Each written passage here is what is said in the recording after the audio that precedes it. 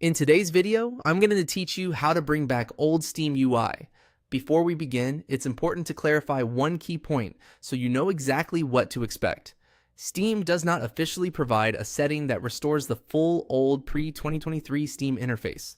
The current design is now the standard version, and the older UI is no longer supported by Valve. So if you're hoping for a complete rollback to the classic Steam look, but there isn't an official one-click option for that anymore. That said, one thing you can do is make sure you are not using the Steam beta client, because the beta version may include newer interface changes or features that differ from the standard public release. Leaving the beta won't bring back the full classic Steam layout from years ago, but it can help ensure you're using the regular non-beta version of Steam. To do this, start by opening Steam on your computer. Once Steam is open, look to the top left area of the window and open the Settings menu.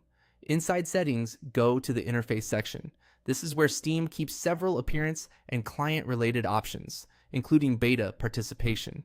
In the Interface menu, find the setting labeled Client Beta Participation. Click the drop-down menu next to it, and then select No Beta Chosen. This tells Steam that you want to leave the beta program and return to the normal public version of the client. After you select that option, Steam will need to restart for the change to take effect.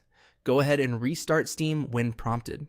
If you don't see a prompt right away, simply close Steam completely and open it again. Make sure the app fully exits before relaunching, so the new setting is properly applied.